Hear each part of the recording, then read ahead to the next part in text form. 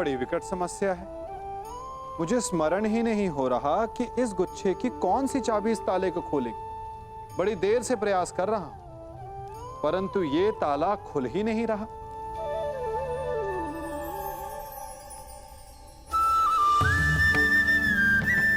ऐसी परिस्थिति में आप क्या करेंगे? अधिकतर लोग ऐसी परिस्थिति में अपनी आशा खो बैठते हैं। उन्हें लगता है कि चाबी खो गई। वो तिलमिला जाते हैं, क्रोधित हो उठते हैं। परंतु उस समय धैर्य रखें तो गुच्छे की अंतिम चाबी ताला खोल सकती है। कुल्हाड़ी का अंतिम प्रहार वृक्ष को काट के गिरा देता है, परंतु क्या सत्य में कुल्हाड़ी का अंतिम प्रहार वृक्ष को काट के गिरा देता है? आपको आपका लक्ष्य दिला देता है? नहीं, आपका निरंतर प्रयत्न ही आपको सफलता दिलाता है। जब आपका मन निराश हो तो अपने कार्य में दुगनी उत्साह से जुट जाइए, क्योंकि अनावरत बहता जल ही कठोर चट्टान को काट सकता है। सफलता का मूल है परिश्रम, प्रयास और आशा।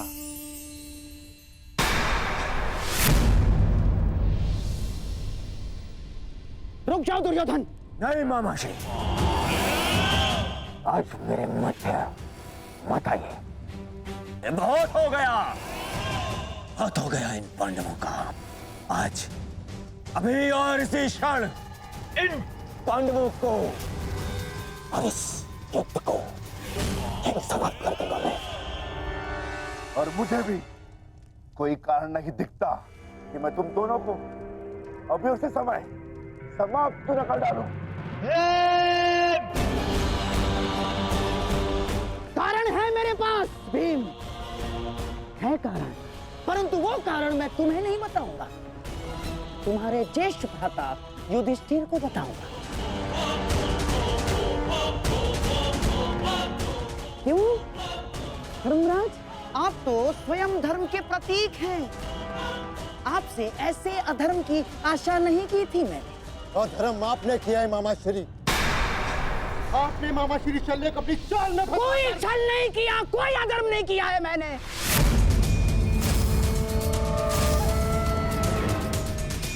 कदाचित आप भूल रहे हैं धर्मराज कि अभी तक युद्ध के कोई नियम निर्धारित नहीं हुए, तो हम पर कोई बंधन नहीं है। हम अपना पक्ष बढ़ाने को पूर्ण स्वतंत्र हैं, और हमने जो कुछ भी किया ना धर्मराज, वो हमारा अधिकार था। और क्या किया हमने? हैं? हमने केवल और केवल एक अतिथि का सत्कार किया, बस। मातृदेव भव, पितृदेव भव, आचार्य देव भव, अतिथि देव भव। पढ़ा होगा आपने, हैं? अपने धर्म में। तो बताइए, एक अतिथि का सत्कार करना क्या दंडनीय है? और कोई छल नहीं किया इस पौंड्रक वासुदेव ने। अतिथि ने पौंड्रक वासुदेव को अपना परिचय पूछा तो उन्होंने बता दिया, उसमें क्या भूल की?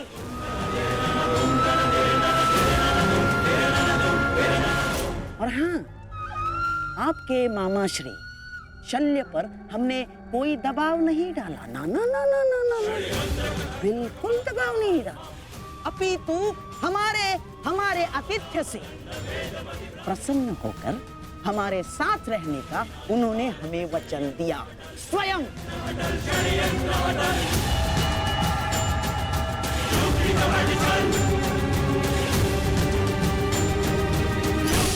धर्मराज, मुझे खेद है कि आपको मुझे धर्म समझाना पड़ रहा है। आपको क्या आपने धर्म शब्द का उच्चारण किया गांधार राज?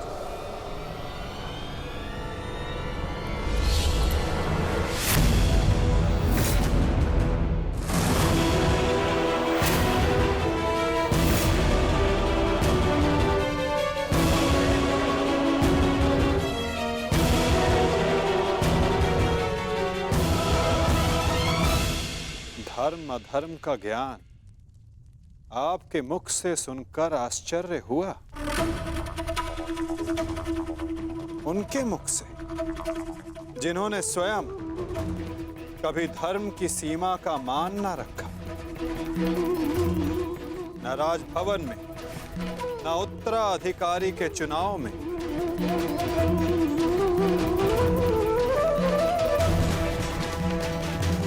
न द्यूत क्रीड़ा में, न दूत के सत्कार में। और आप धर्म की बात करते हैं गांधार राज। इनसे और क्या अपेक्षा की जा सकती है माधव? आज तक अधर्म और छल के अतिरिक्त इन्होंने हमें दिया ही क्या है? अब ये मामाश्री का धर्म है, वो ही बताएंगे कि उन्होंने किस और से युद्ध करने का निर्णय लिया है। मेरा भी तो प्रश्न यही है। परंतु कुछ भी, कोई भी निर्णय लेने से पूर्व एक बार तनिक सोच लीजिएगा। हाँ? इस बात का स्मरण रखिएगा कि एक राजा का अपने नियम को तोड़ना अशोभनीय, निंदनीय होता है।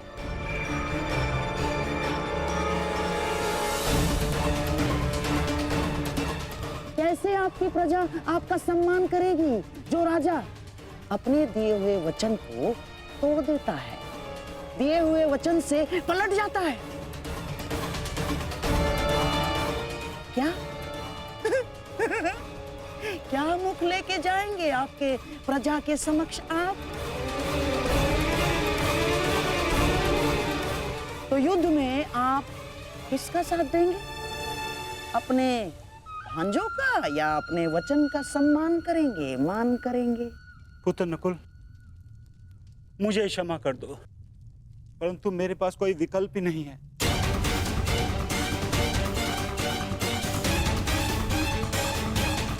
मुझे अपने वचन के मान के लिए इन कौरवों का पक्ष चुनना ही होगा।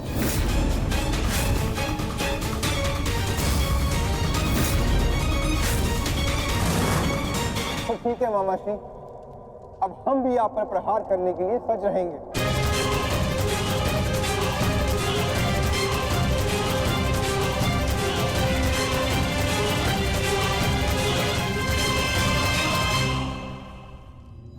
आपको इस निर्णय का गंभीर परिणाम भुगतना होगा। ये मेरी प्रतिज्ञा है।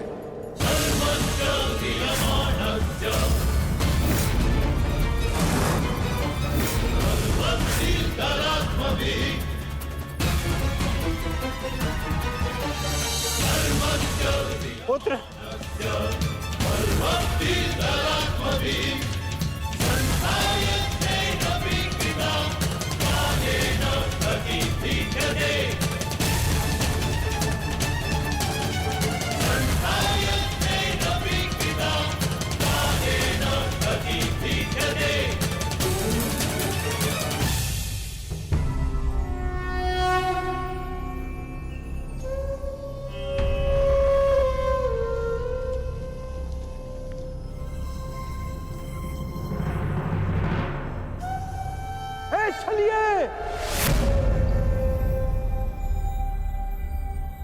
तू कहां चल दिया? चलिए कृष्ण।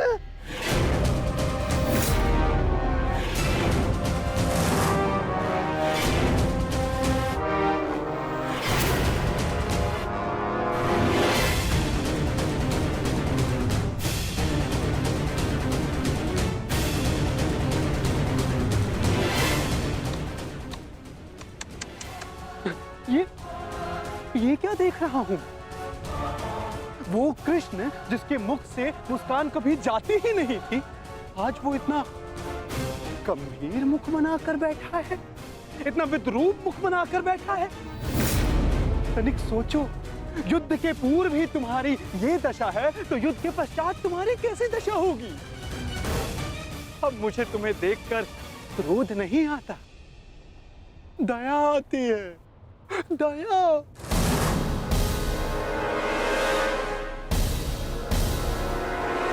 तुम्हारी सेना तुम्हारी नहीं रही, तुम्हारा पुत्र, उसने भी तुम्हारा साथ नहीं दिया। तुम्हारा भाई, उसने तुम्हारा पक्ष नहीं चुना, सब कुछ छीन लिया गया तुमसे।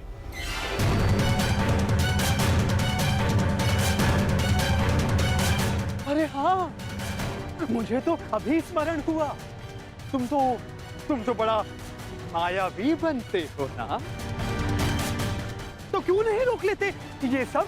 हाँ, रोक लो, रुको।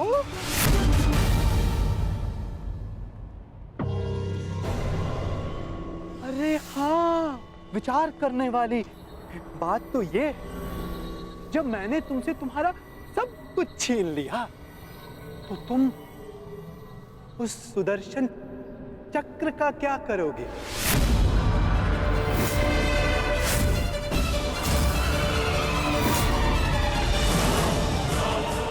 क्या करोगे तुम उस सुदर्शन चक्र का? मेरी वस्तु मुझे वापस दे दो, मुझे मेरा सुदर्शन चक्र वापस दे दे पाखंडी कृष्ण। बस पाखंडी, मत भूल तू किसके समक्ष खड़ा है। शांत, शांत बालक, शांत। ये मत भूलो, जब दो महापुरुष अति मानव वार्ता कर रहे हो तो एक साधारण बाण चलाने वाले को मौन रहना चाहिए।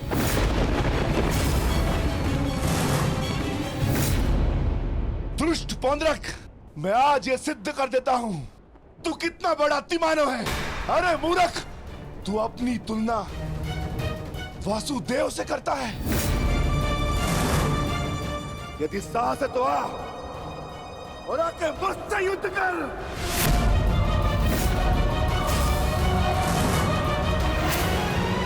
मूर्ख तो तुम पांडु पुत्र हो।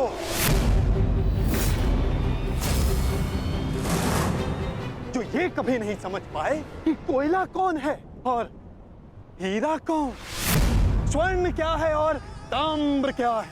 तुम सब अपनी आंखें खोल के देखो, ये जो तुम्हारे समक्ष खड़ा है ये छलिया है, और मैं ही हूं वास्तविक वासुदेव, पौंड्रक वासुदेव, महाशक्तिमान, महाबलशाली। इस सृष्टि का वास्तविक रचयिता मैं ही हूं।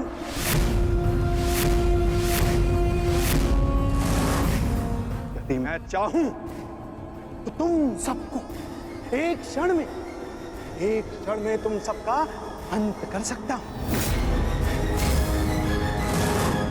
इसलिए मुझे मेरा अस्त्र उठाने के लिए पौंड्रक,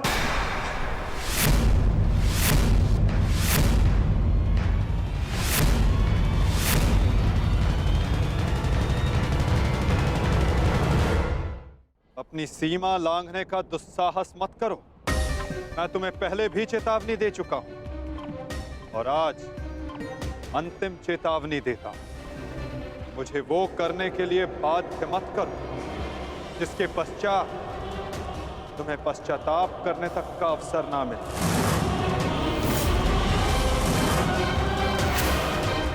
जाओ यहां से पौंड्रक।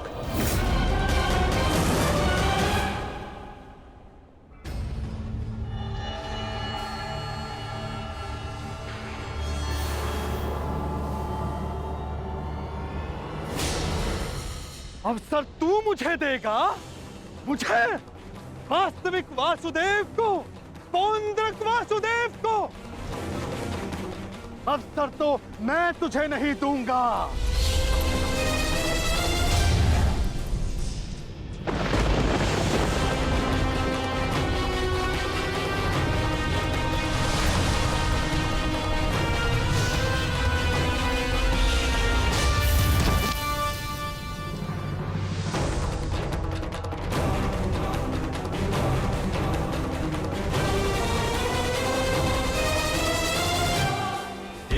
दृष्टि से बाण शक्ति से जीते ये सारा रण, शांत चित धरे आत्मबल भरे जीते हर बाधा कर, छूट ना पाए लक्ष्य हो जाए सा झुका होकर, वेग है सूर्य तेज है कवच चढ़ा इसके। दोबारा ऐसा दुस्साहस मत करना, अन्यथा कुछ करने के योग्य नहीं रह जाओगे पौंड्रक।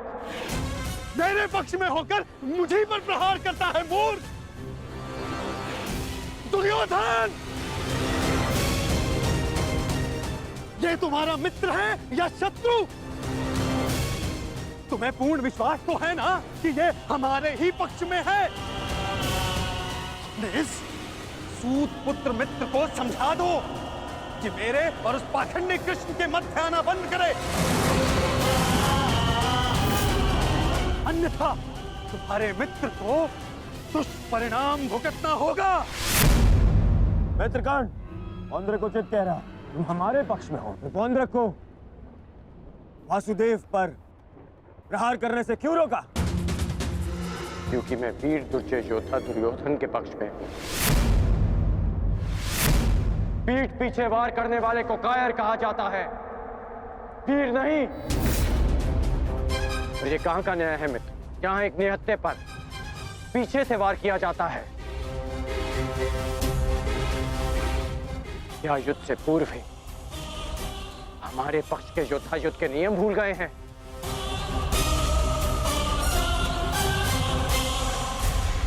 तुमने ऐसा सोचा भी कैसे? तुम इस भांति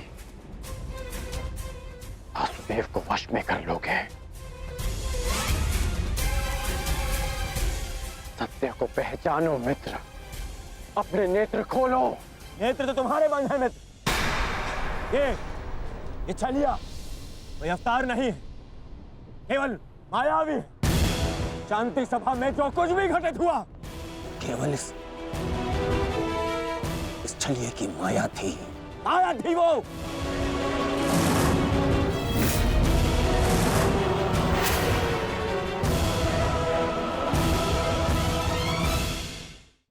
नहीं मित्र, तुम फिर से भूल कर रहे हो। भूल तो दुर्योधन ने किया, तुझे अपने पक्ष में रखकर विश्वासघाती। सत्य का ज्ञान तो तुझे नहीं है, तू अपने नेत्र खोल के देख। दुर्योधन, ये विश्वासघाती इन पांडवों के साथ और इस छलिए कृष्ण के साथ जाकर मिल चुका है। इस छलिए कृष्ण की वाणी बोल रहा है, उसके वश में है ये। अपने कर्मों को वश में ना रख पाए, परंतु अपने शब्दों को विराम लगाओ पौंड्रक। विश्वासघाती और छलिए तो तुम हो, जो स्वयं को किसी और के रूप में ढालना चाहता है। तुम एक अस्तित्वहीन घृणित जीव हो, जिसके पास ना कोई सम्मान है और न स्वयं की पहचान। तो अब एक सूत पुत्र मुझे मेरी पहचान और मान का ज्ञान देगा?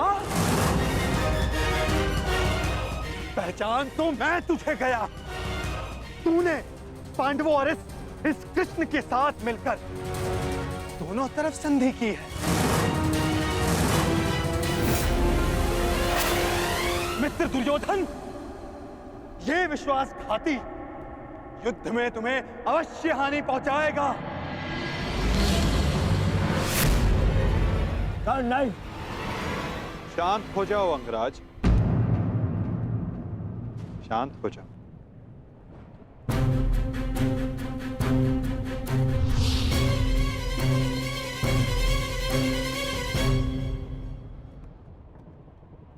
उचित ही तो कहा था पौंड्रक ने। आज मेरा हर अपना, मेरा हर संबंधी मेरे विपक्ष में खड़ा है, और अब तो मेरा नाम भी मेरा नहीं रहा, उसे पौंड्रक ने ले लिया। सत्य कहा तुमने पौंड्रक, तुम्हें वो अवश्य मिलना चाहिए जिसके तुम अधिकारी हो।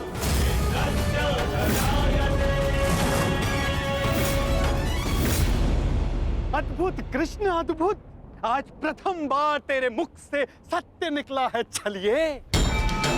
तो अब मुझे वो सुदर्शन चक्र दे दे जिसका वास्तविक अधिकारी मैं हूं। दे मुझे वो सुदर्शन चक्र। ठीक है पौंड्रक, मैं इसी क्षण दोनों पक्षों को साक्षी मानकर तुम्हें वो देता हूं जिस पर तुम अपना अधिकार समझते हो।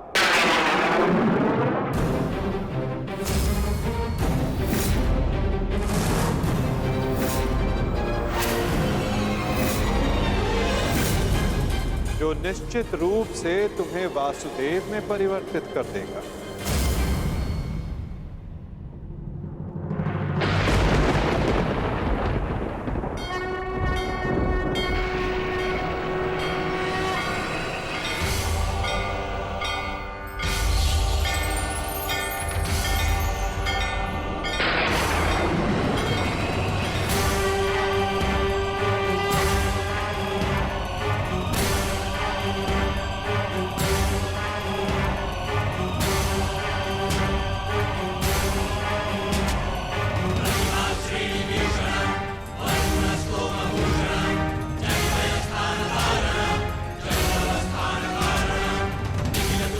ये लो पौंत्र, वो अस्त्र जिसका वास्तविक वासुदेव के पास होना अनिवार्य है।